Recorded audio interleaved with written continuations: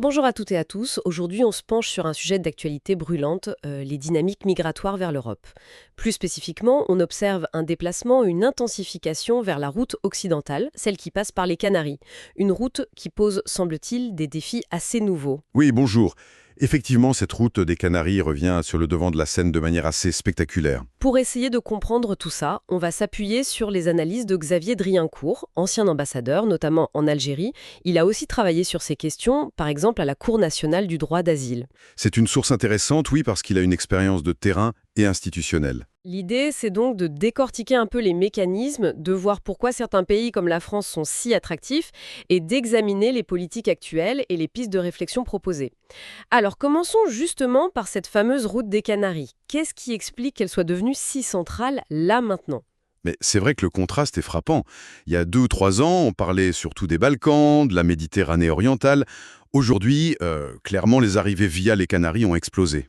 Et on sait qui emprunte cette route principalement. Oui, alors l'analyse pointe surtout des personnes originaires d'Afrique de l'Ouest, francophones. Je pense à la Guinée, au Sénégal, la Côte d'Ivoire, le Mali, même le Tchad.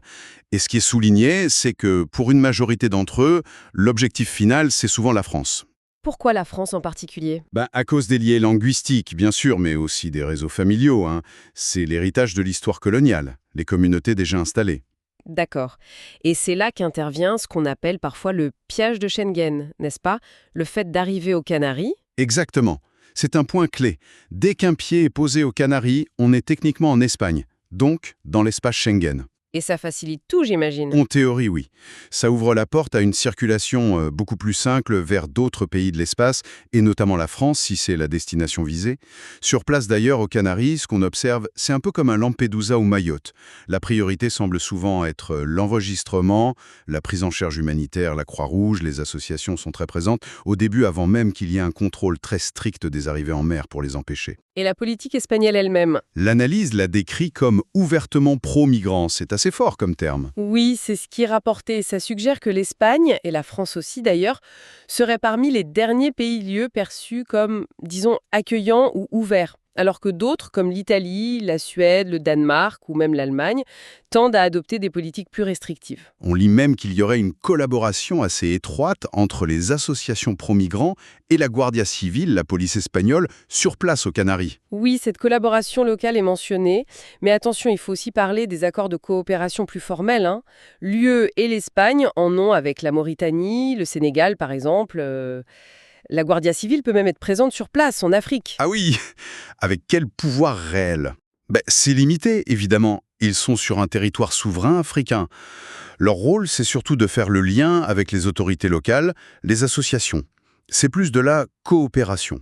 Faut pas confondre avec l'externalisation. Non, l'externalisation pure, ce serait plutôt l'Italie qui essaye de faire traiter les demandes d'asile en Albanie. Là, c'est différent. C'est de la coopération, peut-être un peu sur le modèle de ce qui se fait à Calais entre la France et le Royaume-Uni.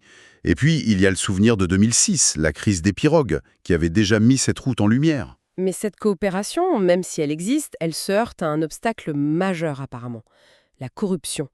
L'analyse insiste beaucoup là-dessus. Ah oui, la corruption est décrite comme immense.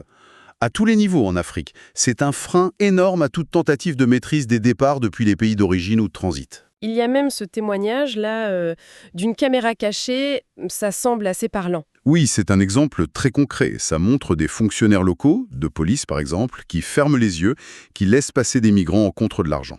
Des sommes qui peuvent paraître petites vues d'ici, mais qui représentent beaucoup par rapport à un salaire local. Et donc, les contrôles deviennent inutiles. En grande partie, oui. Ça rend les contrôles par les forces locales très peu efficaces. Et ça, même si l'Europe met de l'argent sur la table. Ah oui, les financements européens, on parle de quel montant? Des sommes importantes sont évoquées. Par exemple, 3 milliards d'euros pour la Turquie à une époque.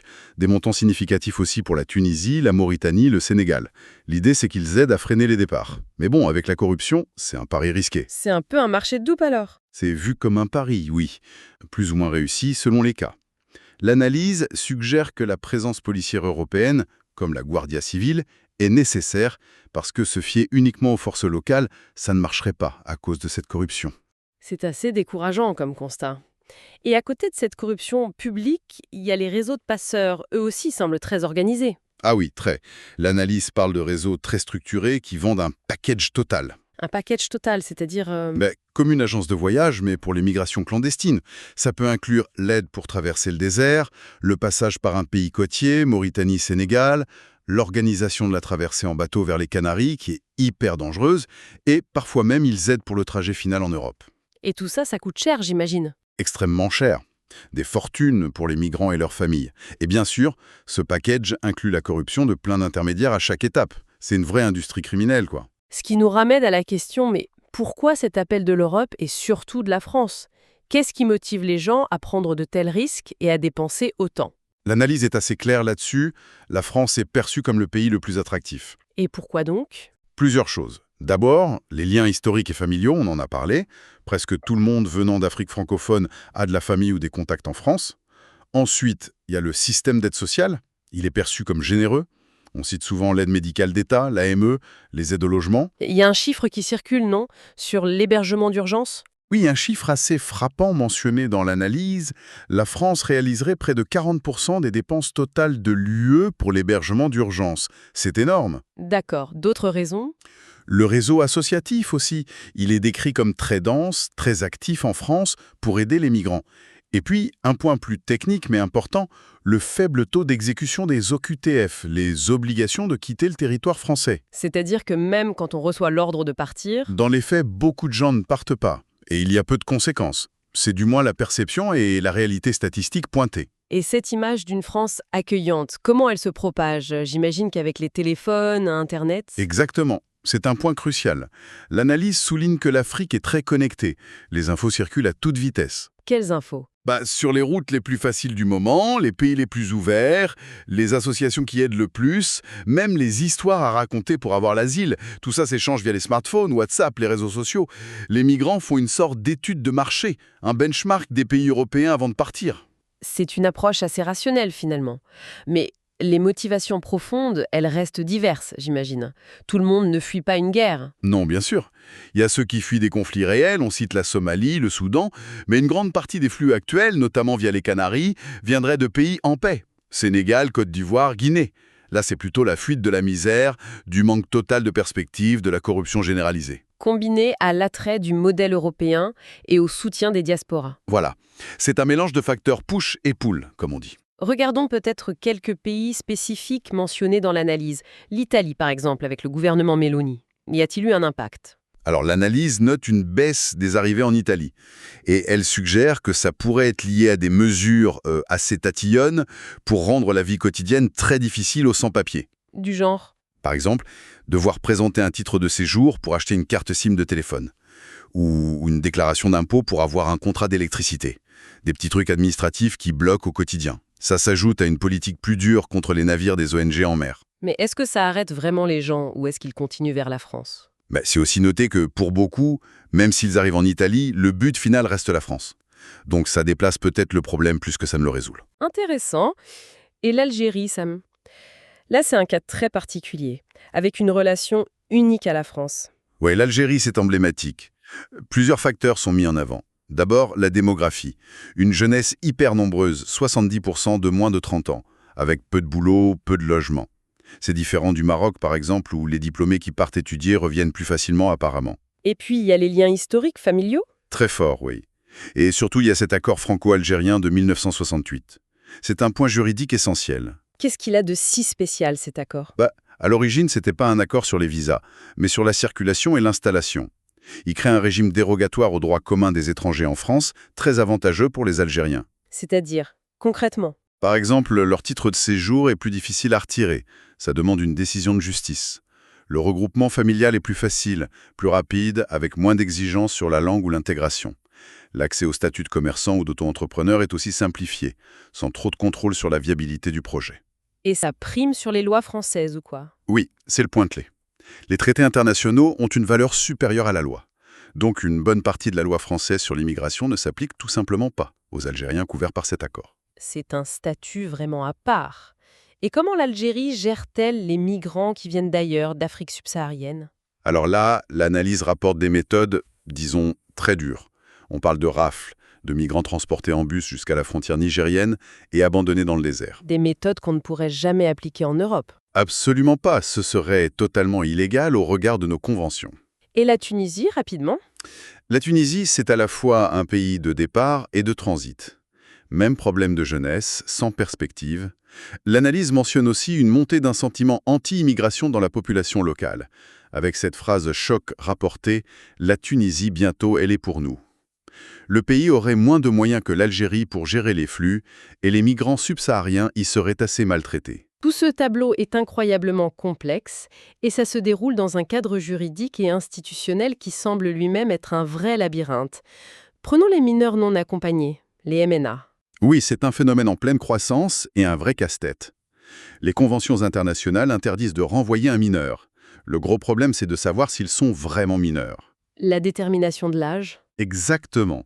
L'analyse note qu'en France, on n'utilise pas les tests osseux, contrairement à la Finlande par exemple. C'est controversé et du coup ça ouvre la porte à ce que des majeurs se déclarent mineurs pour avoir une protection. Et ça ouvre aussi la voie à la réunification familiale, qui peut être plus large que le regroupement familial classique. Et au-delà des MNA, il y a la question du droit d'asile lui-même. L'analyse suggère qu'il est parfois détourné. Oui, utilisé par des migrants économiques. On parle même d'un écosystème de l'asile. C'est-à-dire? Tous les acteurs autour, des avocats spécialisés, les passeurs qui vendent le package avec l'histoire à raconter, des associations qui conseillent, qui hébergent, et le rôle des communautés déjà installées qui partagent les bons plans. Il y a une anecdote qui est citée sur la CNDA, la Cour nationale du droit d'asile. Oui, assez révélatrice. Un cas où quelqu'un avait déjà l'asile dans un autre pays d'Europe, mais redemande en France parce que les conditions sont meilleures, et d'après cette anecdote, l'asile aurait été accordé une deuxième fois au nom de l'image de la France, pays des droits de l'homme, et ce, même si c'est contre les règles de Dublin. C'est étonnant. Ça montre les failles possibles, sans oublier les faux papiers, j'imagine, hein. Bien sûr, il y a un marché, fausse carte vitale, faux passeport, et c'est compliqué par le fait que l'état civil dans certains pays d'origine n'est pas fiable. Comment font les autorités pour vérifier? C'est très dur. Une stratégie décrite, c'est d'arriver avec un vrai visa sur un faux passeport, puis de détruire le passeport. La personne est sans papier. C'est alors à l'administration de prouver qui elle est, sa nationalité. Il faut obtenir un laissez-passer consulaire du pays d'origine, et ça, les consulats ne le donnent pas toujours facilement. Face à tout ça, l'analyse va jusqu'à questionner des textes fondamentaux, comme la Convention de Genève de 1951. Oui, on nous rappelle son contexte. Juste après la Shoah, début de la guerre froide, c'était pour protéger des gens bien précis, fuyant des persécutions claires. L'analyse s'interroge, est-ce que ce texte, et surtout son interprétation très large aujourd'hui avec la protection subsidiaire, est encore adapté aux migrations actuelles, souvent économiques? Le jugement est sévère. Oui, le système est jugé très, voire trop généreux par rapport à l'intention initiale et potentiellement dévoyé. Même chose pour Schengen. Schengen aussi. Tel qu'il fonctionne aujourd'hui, oui. La libre circulation pour tout détenteur d'un visa d'un pays membre, même non européen, c'est jugé inadapté. Une idée radicale évoquée, ce serait de revenir à l'idée de départ. Libre circulation réservée aux citoyens des pays membres. Ah oui, ça changerait tout. Quelqu'un avec un visa espagnol ne pourrait plus venir s'installer en France comme ça? Exactement. Il serait en situation irrégulière en dehors de l'Espagne. Ce serait une révolution? Et la Cour européenne des droits de l'homme, la CEDH, elle joue quel rôle là-dedans? Alors, attention, ce n'est pas l'UE, c'est le Conseil de l'Europe, plus large. Ces juges viennent de partout, Turquie, Moldavie. Le fait qu'on puisse la saisir directement depuis 1981 en France et sa jurisprudence très protectrice des libertés individuelles, ça crée un système jugé très boiteux. Boiteux. Oui, dans le sens où ça contraint énormément les États dans leur politique migratoire. Toute cette superposition de règles, traités, droit UE, CEDH, droit national, tribunaux administratifs, CNDA, ça rend l'expulsion, l'OQTF, incroyablement compliquée. Rien à voir avec les pays du Maghreb qui n'ont pas ce carcan juridique. C'est un constat assez sombre sur la complexité, voire l'impuissance relative du système actuel. Alors, quelles solutions sont esquissées par Xavier Driancourt? Une recette miracle? Ah non, loin de là. Au contraire, l'idée force, c'est qu'il n'y a pas de solution unique. Il faut une approche à 360 degrés. C'est-à-dire? L'image utilisée, c'est celle du pianiste qui doit jouer sur toutes les touches du clavier en même temps. Concrètement? Il faudrait utiliser tous les leviers en même temps. Diplomatie, accords internationaux, même s'ils sont imparfaits, aide au développement ciblé et conditionné, réglementation administrative plus stricte au quotidien, comme en Italie, adapter les lois, nationalité, immigration, la justice, le social, le médical. En gros, une énième loi sur l'immigration ne servira à rien si elle est isolée. Il faut une stratégie globale et coordonnée. Une approche tous azimuts? Mais qu'est-ce qui permettrait de mettre ça en musique? J'imagine que le plus dur, c'est... La volonté politique, c'est présenté comme le facteur absolument décisif. Une volonté forte, continue, qui considère ce sujet comme prioritaire, année après année. Une politique vraiment régalienne. Et l'argument humanitaire, le devoir d'humanité. L'analyse de Driancourt suggère que ce devoir a été largement rempli par l'Europe et la France ces 40 dernières années.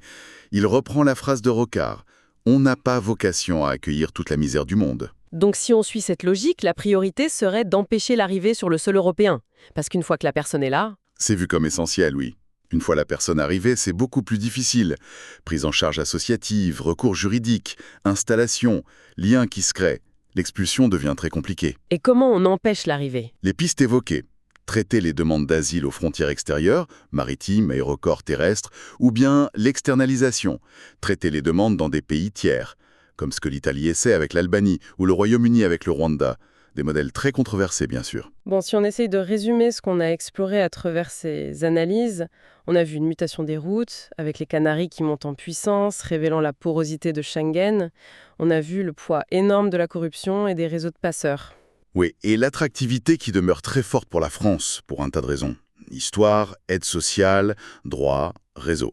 Et tout ça dans un cadre juridique européen et national hyper complexe qui semble un peu paralyser l'action des États. C'est ça.